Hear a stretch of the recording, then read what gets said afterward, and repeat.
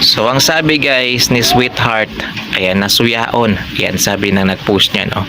Yan ang sabi niya, walang Dubai na magaganap. Yan, ging malas daw. Yan ang banda. Yan sila Ilyas, minalas daw mga kakyu. Yan, ganun po ba? Yan, sige, Attorney Torion, pasok po. Assalamualaikum warahmatullahi wabarakatuh. Ito po si Attorney Israelito Torion. This time as a lawyer ni Elias.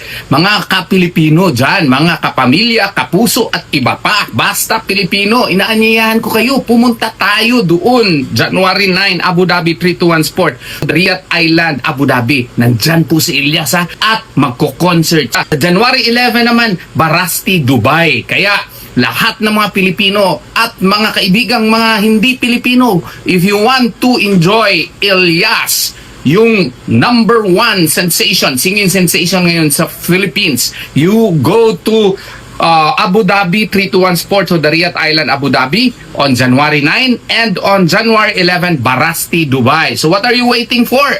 Buy tickets. Lahat ng mga Pilipino, bili na tayo ng tickets. Ito po si Attorney Torion para kay Elias. So yun, ayan, explain ko ba guys? Ayan, hindi na. Attorney na yan eh. Attorney yung nag-explain sa atin. Attorney na yung nag-invite sa atin guys. So finish na. Ayan. So itong si Sweetheart mga kakyo. Ayan. Iwan ko kung anong papel nito. Ayan. Anong papel nito sa mundo mga kakyo. Pero syempre. Ayan. Attorney Torion na mismo. Ayan. Ayan. Lawyer. Yan, isang kilalang attorney dito sa Pilipinas. Hindi lang attorney ni Elias yan guys. Ayan, attorney pa yan ng ng mga Duterte. Ayan, so no need to explain na. Ayan, klarong-klaro naman po yung sinabi ni Sir Israelito Torion. So abangan na lang natin sa Dubai. Ayan, dalawa yung concert nila doon guys. Ayan, January 9 and then January 11. So yun yung abangan natin. So siguro narinig niyo naman yung sinabi ni attorney. Ayan, sa mga taga Dubai na nandito sa channel natin. So abangan nyo na lang si Elias. Ayan, JTV. So malapit na, ilang tulog na lang mga ka-Q.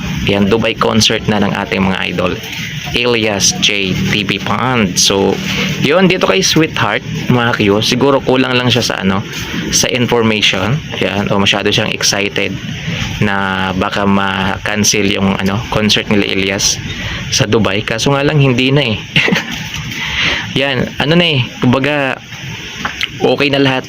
Ayan, yung mo na lang, yung i-pray mo na lang yung kanilang US, ayan, yung kanilang Amerika. Ayan, baka sakaling marinig ka ng amo mo.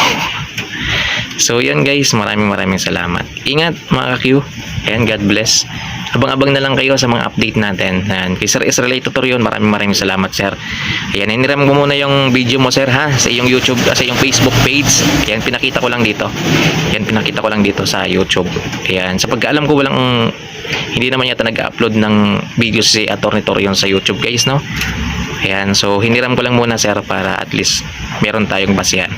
Ayan, kasi may mga nagsasabi sir na hindi daw matutuloy. Ayan, so ikaw na mismo yung nagsabi na tuloy na tuloy.